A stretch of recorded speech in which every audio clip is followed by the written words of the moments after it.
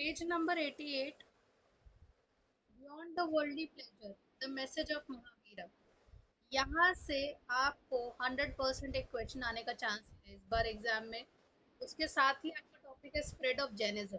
तो आप जैनिज्म के ऊपर आप दो टॉपिक्स पढ़ने वाले हो, दो पैराग्राफ पढ़ने वाले हो, which are quite small, but आपके एग्जाम पॉइंट ऑफ व्यू से काफी इंपॉर्टेंट है। उसके बाद आप बुद्धिज्म के बारे में पढ़ोगे। Buddhism most favourite topic of CBSE and any further examination you will give, चाहे वो आपका एंट्रेंस एग्जाम हो, चाहे गवर्नमेंट जॉब बेस्ड एग्जाम हो, आप कुछ भी करेंगे। बुद्धिज्म एक बहुत इंटरेस्टिंग टॉपिक है, बहुत फेवरेट टॉपिक है सारे एग्जामिनर्स का।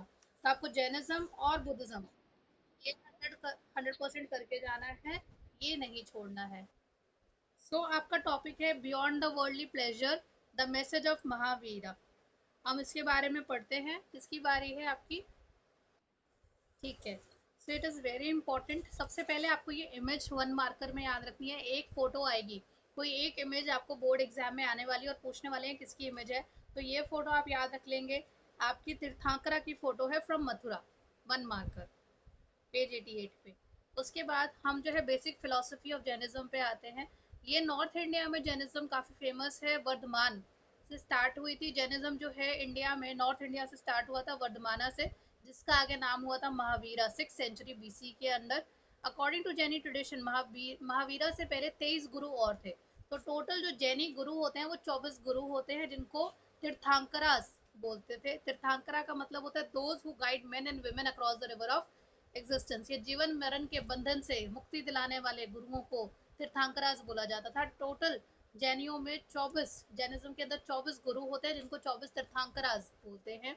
महावीरा वॉज 24th, उससे पहले 23 other tirthankaras were there. And most important idea of Jainism is that the entire world is animated. Animated का मतलब है लिविंग। ये पूरा दुनिया जो है, पूरे विश्व जो है, ये जीवित है। पत्थरों में, आपके रॉक्स में, पानी में, सब में जान होती है। इसलिए इनको जोर से मत मारो, इन्हें चोट लग सकती है। इसलिए ये है नॉन हर्टिंग, पीसफुल। ये इस तरह के आइडियाज हम बिलीव करते हैं कि किसी भी जीवित या मृत व्यक्ति को, चीज़ों को, ये जो है हर्ट नहीं करेंगे। Non injury to living beings, क्योंकि हर चीज़ को जीवित मानते हैं, specially to human, animal, plants and insect is central to Jaina philosophy. कि सांस भी लो तो मुंह पे कपड़ा रख के रहो, रख लेके सांस लो, कोई ऑर्गेनिज्म अंदर ना चला जाए। So non-injury, in fact, the principle of ahimsa emphasized within Jainism has left it mark on Indian thinking as a whole. ये लाइन बोर्ड में आ चुकी है एज अ क्वेश्चन, कि किस तरह से आप कह सकते हैं कि प्रिंसिपल ऑफ अहिंसा, जो जैनियों का दिया हुआ प्रिंसिपल है जैनिज्म का, अहिंसा, उसने जो है पूरी वर्ल्ड की थिंकिंग पे अपनी छाप छोड़ी है, खास करके इंडिया के कॉन्टेक्स्ट में। तो यहाँ पे आप बोल सकते हैं कि जो हमारा जो इंडिया है is a peaceful loving country. India ने अपना जो है पंचशील मोटोज में, या पॉल साइंस के अंदर पढ़ेंगे पंचशील, जिसके अंदर इंडिया ने अपने आप को एक पीसफुल कंट्री माना है। ये आइडिया उसने जैनिज्म की अहिंसा वर्ड से ही लिया है। दूसरा, हमारा जो गांधी थे, हमारे सबसे बड़े जो है फ्रीडम स्ट्रगलर्स के अंदर से, फ्रीडम फाइटर्स के अंदर से जो थे, उन्होंने सत्य और अहिंसा को अपनाया था। ये भी उन्होंने जैनिज्म की फिलोसफी से लिया था। ये आंसर आपका डायरेक्टली नहीं है, वैल्यू बेस्ड क्वेश्चन बोर्ड में आ चुका है ये। तो आपको ये पता होना चाहिए कि अहिंसा, आप बता सकते हैं कि India is a peace loving country and Gandhi himself has followed the principle of ahimsa. According to Jain teachings, the cycle of birth and rebirth is shaped through karma. आपके जैसे कर्म होंगे वैसा आपको जीवन मिलेगा। एंड आप इस जीवन और मरण के बंधन से मुक्त होने के लिए, सैल्वेशन को पाने के लिए क्या चीजें कर सकते हैं? दो, असेसिटिज्म एंड पेनेंस। असेसिटिज्म होता है संन्यास ले लेना, सब कुछ त्याग देना। एंड पेनेंस होता है अपने आप को दुख देना। अपने आप को दुख देने से क्या होगा? आपके जो भी बुरे कर्म होंगे वो कट जाएंगे। तो asceticism and penance are required to free oneself from the cycle of karma. This can be achieved by only renouncing the world. आपको ये दुनिया के संसारिक सुख छोड़ने होंगे, आपको संन्यास लेना होगा, अपने आप को दुख देना होगा, तभी जो है आपको जो है मोनास्टिक एग्जिस्टेंस में रहना होगा, संत महात्मा बन के रहना होगा। तभी आपको जो है जीवन मरण के मृत्यु से, बंधन से मुक्ति मिल सकती है। जैन जो लोग, जैनियों में जो गुरु बनते थे, या जैनीज के अंदर जो मॉन्क्स एंड नन्स बनते थे, उनको 5 वाउज लेनी पड़ती थी, 5 कसम लेनी पड़ती थी। टू एब्सटेन फ्रॉम किलिंग, किसी को मारेंगे नहीं, चोरी नहीं करेंगे, झूठ नहीं बोलेंगे, सेलिब्रेसी परफॉर्म करेंगे, वो करेंगे, ऑब्जर्व करेंगे। इसका मतलब है फिजिकल रिलेशंस नहीं बनाएंगे किसी से, एंड हम किसी चीज़ को होर्ड नहीं करेंगे। मतलब कि प्रॉपर्टी नहीं रखेंगे, अपने नाम से कुछ नहीं करेंगे। तो कोई प्रॉपर्टी अपने नाम नहीं करनी है, किसी को मारना नहीं है, चोरी नहीं करनी है, झूठ नहीं बोलना है आपको। एंड आपको जो है सेलिब्रेसी परफॉर्म करनी है, मतलब किसी के साथ फिजिकल रिलेशंस में नहीं आना है। एंड कोई प्रॉपर्टी को पोजेस नहीं करना है, non possession of property. Very important 5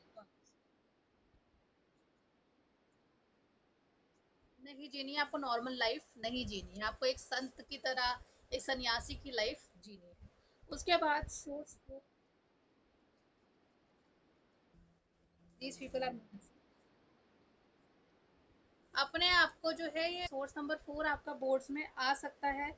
इसमें से हम थोड़ा बहुत इसको रीड करते हैं और हम एक्सप्लेन करेंगे इसकी बात। जैसे आप देख सकते हैं कि बुद्धिज्म में बुद्धा के मरने के बाद उनके डिसाइपल्स ने उनके लिए एक रिटन टेक्स्ट लिखे, उनकी कई हुई बातें त्रिपिटकास में लिखी। वैसे ही जैनिज्म में महावीरा के मरने के बाद उनके भी डिसाइपल्स ने उनकी बुक लिखी। उसमें से एक बुक थी, वन मार्कर के लिए याद रखेंगे, उत्तराध्याना सुता। वन मार्कर जैनिज्म की बुक है उत्तराध्याना सुता। जिसमें एक क्वीन है कमलावती, वो अपने हस्बैंड को कहती है कि ये संसारिक सुख छोड़ो, हम दोनों जो है सब कुछ त्याग त्यूग के जैनिज्म का रास्ता अपनाते हैं और पाठ पूजा करते हुए अपने अपने डेज बिताते हैं। तो उसमें वो अपने हस्बैंड को बोलती है, हे प्रभु या माय हस्बैंड, अगर आपको सारे दुख का दुनिया का खजाना मिल जाए फिर भी आप सेटिस्फाई नहीं रहेंगे, और ना ही आपको ये सब चीजें मृत्यु से बचा सकती हैं। मृत्यु तो एक दिन आनी है, जब आप मरेंगे तो ये सब चीजें यहीं पर रह जाएंगी, सिर्फ आपके धम्मा, आपके कर्म आपके साथ जाएंगे। ठीक है। एक बर्ड को जैसे पिंजरा पसंद नहीं होता, वैसे मुझे ये दुनिया पसंद नहीं है। मैं इसके अंदर जो है फंसा हुआ महसूस करती हूँ। मैं एक नन बन के रहना चाहती हूँ। मैं सब कुछ त्याग के अपना नन बन के रहूंगी विदाउट ऑफस्प्रिंग। मैं नहीं चाहती मेरे कोई बच्चे हों, मेरी कोई अटैचमेंट हो, मेरी कोई डिजायर्स हो, मुझे कोई लालच आए, और ना ही मुझसे कोई ज्यादा प्रेम करे, ना ही मुझसे कोई ज्यादा नफरत करे। हम सब कुछ छोड़ छाड़ के चले जाते हैं। ये सुख का संसारिक सुख हमने बहुत देख लिया, नाउ रिनाउंस देम। और हम हवा की तरह, चिड़ियाओं की तरह जहाँ जाना चाहे जा सकते हैं, हम पे कोई रोक टोक नहीं रहेगी। अपना ये लार्ज किंगडम छोड़ो, अपनी जो है प्लीज आपको जो चीजें अच्छी लगती हैं उनको छोड़ो। तो ये इस किंगडम को छोड़ो और अपनी जो pleases, abandon what pleases the senses, जो चीज आपको जो है मजा देती है, जो चीज खुशी देती है, उसको छोड़ो। अपनी सारी अटैचमेंट छोड़ो, अपनी सारी प्रॉपर्टी छोड़ो। पेनेंस को ऑब्जर्व करो, मतलब अपने आप को बहुत ज्यादा दुख दो, अपने आप को कड़ी, जो आपने दुख, आपने गलत कर्म करे हैं जो भी है, उसके बदले अपना पश्चाताप करो। पेनेंस इज मोर लाइक पश्चाताप। पश्चाताप करो, स्ट्रांग रहो अपनी विलनेस में और आगे बढ़ते चलो, आपको जो है मुक्ति मिल जाएगी। भगवान आपको अच्छा जगह, अच्छा रास्ता, अपनी अच्छी जगह आपको प्रोवाइड करेंगे। सोर्स नंबर 4 आ सकता है, जिसमें एक नाम याद रखना, उत्तर ध्यान सुता, important. Now the next topic is spread of Jainism. Jainism India के अलावा कौन कौन सी कंट्री में फॉलो होता है? जैनिज्म इंडिया के अलावा किसी और कंट्री में नहीं गया। जैनिज्म सिर्फ हिंदुस्तान में गया। जैनिज्म के लिए कोई भी बंदा इंडिया को छोड़ के बाहर नहीं गया उसको प्रोपोगेट करने के लिए। वेयर एज बुद्धिज्म जो है बहुत सारी साउथ ईस्ट एशिया की कंट्री में प्रोपोगेट हुआ, फैला जाके। स्प्रेड ऑफ जैनिज्म हम रीड, तो ग्रेजुअली जैनिज्म जो है इंडिया के काफी सारे हिस्सों में फैला। जैन स्कॉलर्स ने भी काफ़ी सारी लिटरेचर में, काफ़ी सारी भाषाओं में जैनिज्म के बारे में लिखा, जैसे प्राकृत, संस्कृत और तमिल भाषा के अंदर। और इन सब मैन्यूस्क्रिप्ट्स को, इन सब जो लिखी हुई बातों को बहुत अच्छे से प्रिजर्व करके रखा गया है टेम्पल्स में। और बहुत सारे जो स्कल्पचर्स थे, रिलीजियस ट्रेडिशंस थे, बहुत सारे जैनी तीर्थंकरास के जो डिवोटीज थे, उन्होंने काफ़ी चीज़ें इनको गैदर करी। एंड इंडिया के अंदर अंदर ही ये जैनिज्म को काफ़ी स्प्रेड किया गया। Now the next topic, topic number 4 is Buddha and the quest for enlightenment. ये हम रीड करेंगे। For one of the most influential teacher of his time was Buddha. Buddha एक ऐसा इंसान रहा है जिसका इन्फ्लुएंस नॉट कि सिर्फ इस देश में बल्कि पूरी दुनिया पे काफी ज्यादा रहा है। ओवर द सेंचुरीज उसके मैसेजेस जो है इंडिया के बाहर सेंट्रल एशिया में गए, China, Korea, Japan, Sri Lanka, Myanmar, Thailand and Indonesia, इन सब कंट्रीज में बुद्धिज्म बहुत ज़्यादा एक्सेप्ट हुआ, बहुत ज़्यादा प्रोपोगेट हुआ। आपको टीचिंग्स बुद्धा के बारे में, टीचिंग्स के, बुद्धा की टीचिंग्स के बारे में कैसे पता चलता है? इसके अंदर जो है बुद्धिस्ट टेक्स्ट को पढ़ा गया है, उनको समझा गया है, और बुद्धा की काफ़ी सारी इंफॉर्मेशन अलग अलग सोर्सेज से कलेक्ट की गई है। Historians have also tried to reconstruct details of his life from hagiography, many of these written down at least a century after the time of Buddha। Buddha के मरने के बाद उसके बारे में जो चीज़ें लिखी गई, उसकी जो बायोग्राफीज लिखी दूसरे लोगों ने, उसे हेजियोग्राफी कहते हैं। हेजियोग्राफी आपको वन मार्कर में भी आ जाएगा, पिंक बॉक्स में, फर्स्ट टू लाइन। किसी संत गुरु की, किसी रिलीजियस टीचर के मरने के उपरांत, उसके मरने के बाद या रिलीजियस टीचर के नाम पे जब उसकी कोई बायोग्राफी लिखी जाती है, उसके बारे में कुछ लिखा जाता है, उसे हेजियोग्राफी कहते हैं। तो हमारे पास एक बहुत अच्छा सोर्स रहा है, बुद्धा की हेजियोग्राफीज हमें काफी मिली है, जहाँ से हमने बुद्धा की इंफॉर्मेशन कलेक्ट की है और पता चला है कि he was a great teacher. According to this tradition, इन सब हेजियोग्राफी से हमें पता चलता है कि बुद्धा का असली नाम था सिद्धार्थ। सिद्धार्थ जो था, उसके जन्म के समय उसका नाम दिया गया था बुद्धा का। And he was a son of a chief of Shakya clan. उसका जो फैमिली का जो नेम था वो था साक्या क्लैन का था। दैट वाज लुम्बिनी, नेपाल के अंदर वो पैदा हुए थे। He had sheltered upbringing with in the palace. उनको जो है बर्थ से लेके जवानी तक, वो ग्रेट एक्सटेंट उनको जो है महल में ही रखा गया, महल से बाहर कभी निकलने नहीं दिया गया। उन्हें जो है जीवन की सच्चाइयों से insulated from harsh reality of life. Insulate मतलब अंदर अंदर रखना, सेव करके रखना from the harsh reality of life. उन्हें जीवन की रियलिटीज से कभी भी सामना नहीं करवाया गया, उन्हें कभी भी फेस टू फेस दिखाई नहीं गई कि लाइफ की क्या क्या प्रॉब्लम्स होती है। एक बार जो है वो अपने सारथी के साथ, चैरिटियर के साथ उनका रथ चलाता था, वो उनको उसने कहा कि मुझे शहर घुमा के ला, मुझे ये शहर देखना है। जब वो पूरी दुनिया देखने गए, अपने महल से बाहर निकले, तो उनका बहुत ट्रॉमेटिक एक्सपीरियंस था, उनको बहुत ही झटका लगा। सबसे पहले वो ये देख के बहुत घबरा गए, उन्होंने एक बूढ़ा इंसान देखा, एक बीमार इंसान देखा और एक लाश देखी। और उनको ये समझ में आ गया कि ये शरीर नश्वर है, ये बॉडी डिके हो जाएगी, खत्म हो जाएगा सब। बॉडी को खराब होने से कोई नहीं रोक सकता। फिर उन्होंने एक होमलेस भिखारी को देखा। मेडिकेंट हेयर मीन्स भिखारी। जो उसने ये समझ, जो ये इस चीज से आ चुका था, समझ चुका था जो वो भिखारी, कि मैं बूढ़ा हो गया हूँ, मुझे बीमारी है, एक दिन मौत आनी है, और वो इन सब चीजों से खुश था। He was at very peace कि मेरी लाइफ ऐसी ही है, ऐसी ही चलेगी।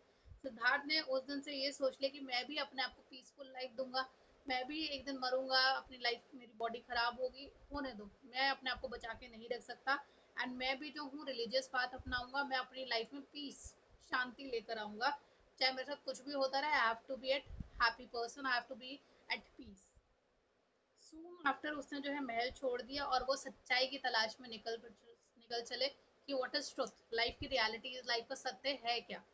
सिद्धार्थ ने बहुत सारे तरीके अपनाए जिससे जो है उन्होंने ये जानने की कोशिश करी कि सत्य क्या है, ये लाइफ डेथ ये सब चीज़ें क्या हैं।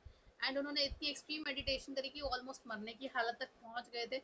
बट आफ्टर मेनी ईयर्स उनको जो है एनलाइटनमेंट आया, उनको जो है ज्ञान की प्राप्ति हुई, जिसको वो बुद्धि, बुद्धि मिली, मुझे बुद्धि से बुद्धा निकला है। एंड उससे जो है उन्हें बुद्धा द अनलाइटन वन बोला गया। एंड आगे उन्होंने इसका प्रचार करना शुरू करा, प्रोपोगेट करना शुरू करे, अपनी फिलोसफीज को लोगों को समझाना शुरू करा। How to be happy, how to be unaffected by the life का जो भी सिचुएशन चल रहा है चलने दो, आपको खुश रहने से मतलब होना चाहिए। उन्होंने जो है धम्मा प्रोपोगेट किया, the path of righteous living, कैसे आपको एक सही राइट लाइफ जीनी चाहिए, राइट कंडक्ट कैसे करना चाहिए। यहाँ तक कोई डाउट है? Page number 91, the teachings of Buddha. It's a short 3 marker question coming in your exam. You are not going to leave it. Do it for sure. ये आपका सोर्स नंबर 5, इसके साथ ही अटैच है टीचिंग्स ऑफ बुद्धा। यहाँ से कुछ ना कुछ आपका आ रहा है स्कूल एग्जाम में भी और बोर्ड एग्जाम में भी, बिल्कुल नहीं छोड़ना है। अब हम इसको रीड करेंगे। लास्ट इसमें एक बहुत अच्छा एग्जाम्पल कोट किया गया, सुत्तर पिटिका इसकी जो बुक थी, उसके अंदर से एक इन्होंने बहुत अच्छा एग्जाम्पल कोट किया है। बुद्धा को लोग मानने लग गए थे कि बुद्धा में मिराकुलस पावर है, बुद्धा के अंदर जादुई शक्तियां हैं, वो कुछ भी कर सकता है।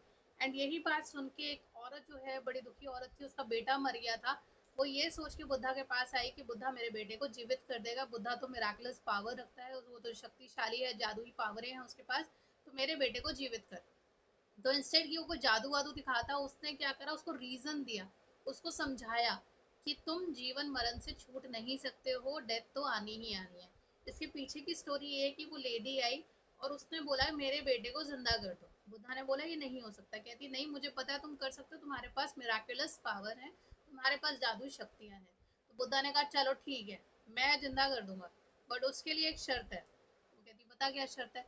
मुझे एक कटोरी चावल चाहिए होगा। कहती ला के देती हूँ। कह रहा मेरी बात सुन, कटोरी चावल की जो मुझे चाहिए, मुझे उस घर से चाहिए जहाँ पे कोई डेथ नहीं हुई हो। तो एक कटोरी चावल लाओ, पर उस घर से लाओ जहाँ पे कोई डेथ नहीं हो।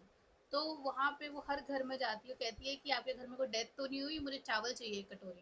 कहते नहीं, हमारे यहाँ तो डेथ हो चुकी है, इनकी डेथ हो गई, उसकी डेथ हो गई, दादाजी की डेथ हो गई, चाचा जी की डेथ हो गई, समथिंग समथिंग समथिंग, किसी ना किसी की डेथ हो गई। उससे उस बुढ़िया को रियलाइजेशन होता है कि दुनिया में ऐसा कोई परिवार नहीं है, ऐसा कोई घर नहीं है जहाँ पे डेथ नहीं हुई हो।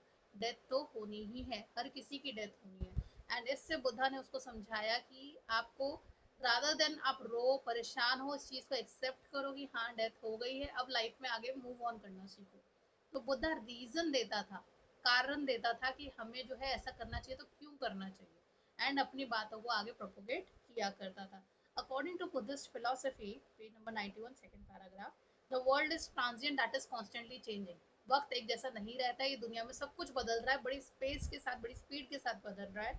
एंड वर्ल्ड इज सोललेस, यहाँ पे कुछ भी परमानेंट नहीं है। आप ये सोच के रखो कि सारी जिंदगी ये चीज मेरी रह जाएगी, नहीं, ये चीज मेरी नहीं रहनी है। एंड ये जो वर्ल्ड है इसमें दुख भरा हुआ है। ये दुख क्यों भरा हुआ है? क्योंकि हमारी डिजायर्स हैं, हमारी बहुत सारी इच्छाएं हैं। एंड ये जो दुख है वो इंसान के साथ लगा ही हुआ है, क्योंकि इंसान के साथ डिजायर्स लगी हुई है, तो इसलिए दुख भी लगा हुआ है, क्योंकि डिजायर सारी पूरी नहीं होती है। एंड हम इस चीज से ऊपर कैसे उठ सकते हैं? By following the path of moderation.